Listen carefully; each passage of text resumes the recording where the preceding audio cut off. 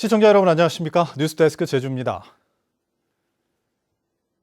코로나19 확산에 대한 불안감이 커지면서 진단검사를 요청하는 사례가 급증하고 있습니다. 제주도가 증가하는 검사 수요를 감당하기 위해 보건소에도 선별진료소를 확대하기로 했지만 운영이 쉽지 않아 보입니다. 박성동 기자입니다. 코로나19 의심 증상을 상담하기 위해 보건소를 찾는 발길이 이어집니다. 가벼운 감기 증상에도 혹시나 하는 마음에 상담을 하려고 찾는 경우가 대부분입니다. 단순 문의부터 진단검사를 요청하는 경우까지 어제 하루만 코로나19와 관련해 제주시 보건소를 다녀간 시민은 50명이 넘습니다. 연락 이런 건 없고 그냥 내가 직장에 가야 되잖아요. 그러면은 다른 사람한테 피해를 주지 않기 위해서. 검사 수요는 느는데 24시간 3교대로 간호사 한 명이 맞다 보니 역부족일 수밖에 없는 상황. 폐렴 검사를 위한 기본적인 엑스레이도 없어 감염이 의심되면 도내병원 7곳에 설치된 선별진료소로 환자를 다시 보내야 합니다. 지금 환자분이 있으면 지금 이제 오실 거예요.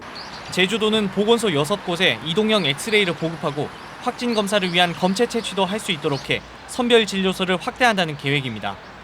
하지만 읍면 지역 보건소의 경우에는 의사가 한 명밖에 없어 검체 채취는 사실상 불가능할 수밖에 없습니다. 확진 검사 기간 확대도 시급합니다. 제주 지역 확진 검사 수가 하루 평균 10건에서 70여 건으로 늘었지만 검사 기관은 보건환경연구원 등 3곳뿐.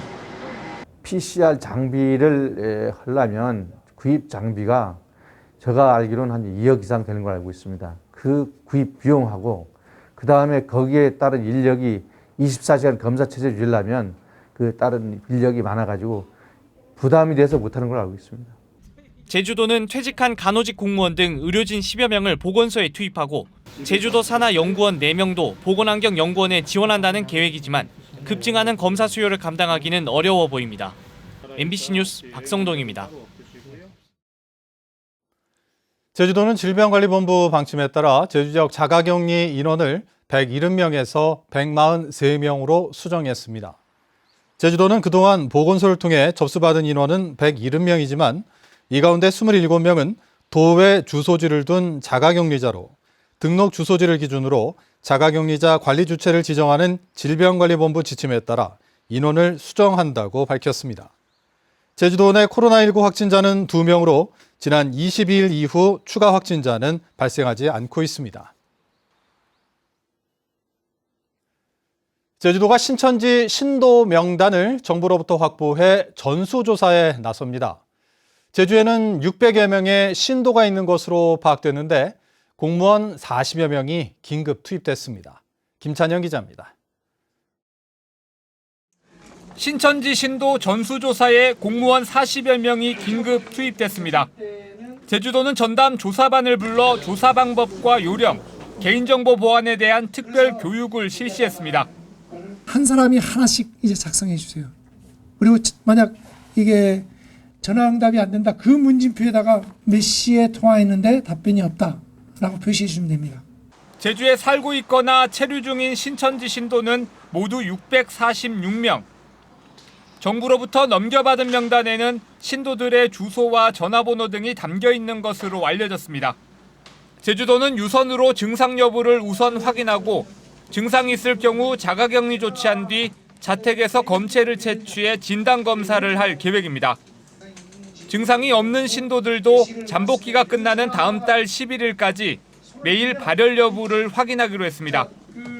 종교 혐오가 아닌 도민과 공동체 안전을 위한 조치입니다. 자발적으로 신고하고 검사를 받으셔서 책임감 있는 자세로 방역 조치에 협력해 주시기 바랍니다. 도내 확인된 신천지 시설 7곳은 현재 모두 폐쇄된 상황. 제주도는 연락이 닿지 않거나 조사에 불응하는 신도들에 대해서는 경찰력까지 동원해 강제조사를 진행한다는 방침입니다. 제주는 지난 22일 이후 코로나 확진자가 추가로 나오지 않은 가운데 최근 제주 여행을 한 것으로 알려진 대전 지역 확진자 역시 잠복기에 다녀간 것으로 확인됐습니다. MBC 뉴스 김찬현입니다. 오늘부터 제주에 들어오는 중국인 유학생은 합동 임시생활시설에서 격리 생활을 하고 있습니다. 제주도는 제주시 해안동에 합동 임시생활시설을 마련해 다음 달까지 입도하는 중국인 유학생을 2주간 격리하고 있습니다. 해당 임시생활시설은 190여 실로 현재 중국인 유학생 5명이 입실한 상태로 제주도는 제주공항을 통해 입도한 유학생을 별도 차량을 이용해 임시생활시설로 이송합니다. 국회의원 예비후보를 소개하는 나는 예비후보다 순서입니다.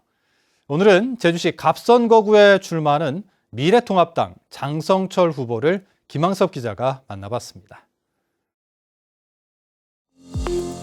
저는 국회의원 예비후보 장성철입니다.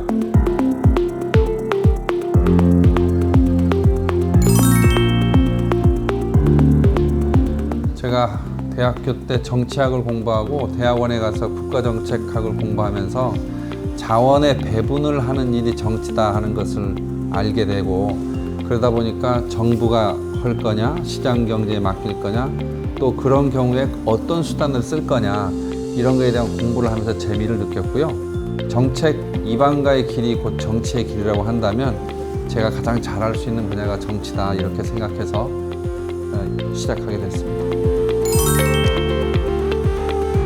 지역구의 마을 걷기를 했습니다. 지역 주민들을 배웠습니다. 지역 주민들이 정치 불신이 매우 심했습니다. 이유는 정치인이 지역 주민들로부터 너무 멀리 있다는 겁니다.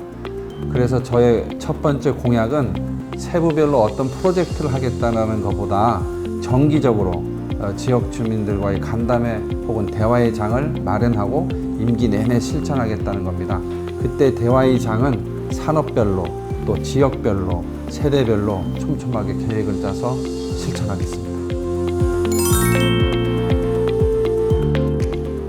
저는 제주도 정책기획관, 그리고 제주 경실련 시민운동, 그리고 농업법인 창업 경영 등의 경험을 해서 문제를 어떻게 하면 풀 수 있는가 하는 방법론에 대해서 경험적으로 알고 있습니다. 현장과 정책, 정책과 현장을 강력하게 이어서 문제를 실제로 해결할 수 있는 능력을 가진 후보라고 여러분께 말씀드릴 수 있습니다.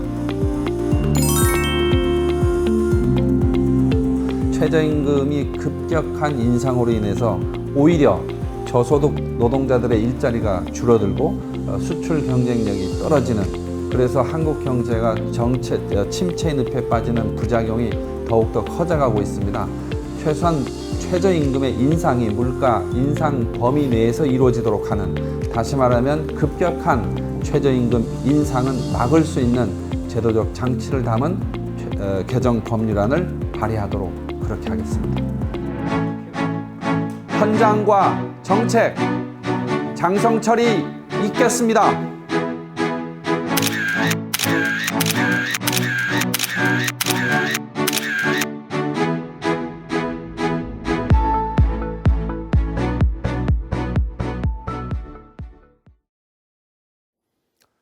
코로나19 여파로 선거운동이 위축되면서 불법 선거운동도 적발되지 않고 있습니다. 제주지방경찰청은 지난해 12월 중순부터 도내 경찰서 3곳에서 선거사범 수사 전담반을 운영하고 있지만 지금까지 한 명도 입건되지 않았다고 밝혔습니다. 이는 코로나19 여파로 예비후보들의 선거운동은 물론 경찰의 대민 접촉을 통한 첩보 수집 활동도 어려움을 겪고 있기 때문입니다.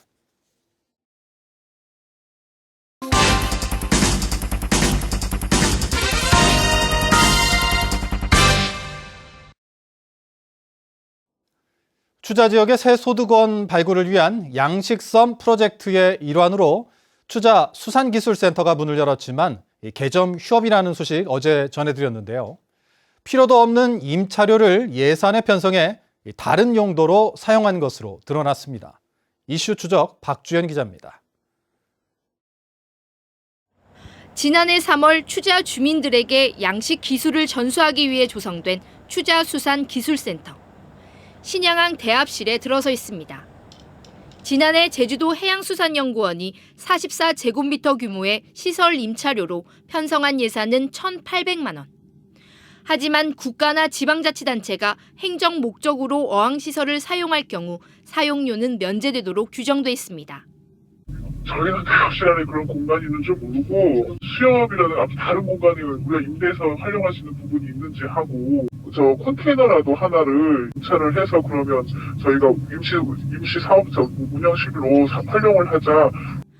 임차료가 필요 없게 되자 도해양수산연구원은 해당 예산을 다른 용도로 집행한 것으로 확인됐습니다. 사실상 운영되지 않은 추자수산기술센터의 각종 사무용품 구입과 도해양수산연구원 산하의 수산종자연구센터 사무운영 관리비로도 지출됐습니다. 더 큰 문제는 2020년도 올해 예산에도 추자수산기술센터 임차료 명목으로 1,200만 원의 예산이 편성됐다는 점입니다. 제주도는 예산 확정 과정에서 미처 확인하지 못했다고 시인합니다. 자율편성권을 주니까 자율편성권 내에서 자기네가 그 편성권 범위 내에서 편성한 사안이기 때문에 저희들은 그 해당 부서의 권한을 다 준 것은 사안이기 때문에 저희들이 체크를 못하는데 이걸 한번 보죠. 원희룡 지사의 공약 사업이기도 한 추자 양식성 프로젝트. 지사의 공약 사업이 취지는 상실한 채 예산만 새는 사업으로 전락하고 있습니다. MBC 뉴스 박주연입니다. 학교 비정규직 노조 제주지부는 오늘 교육청 앞에서 기자회견을 열고 코로나19에 무방비로 노출된 초등 돌봄교사와 유치원 방과 후 전담교사의 안전대책을 마련할 것을 촉구했습니다. 이들은 돌봄교실 아동과 유치원 방과 후 유아들의 안전대책이 비정규직 교사와 전담사에게만 맡겨져 있다며 교육당국은 코로나19 안전 매뉴얼을 마련하고 마스크와 손 소독제 등 방역 물품을 공급해야 한다고 주장했습니다. 오늘 오전 11시쯤 제주시 한림읍 금능리 해안에서 낚시를 하던 54살 김모 씨가 밀물이 들어오는 시간을 착각해 갯바위에 고립됐다며 구조를 요청했습니다. 배경은 바닷가에서 40m 떨어진 갯바위에 있던 김 씨를 튜브와 로프로 20여 분 만에 구조했고 건강에 이상이 없어 귀가시켰다고 밝혔습니다.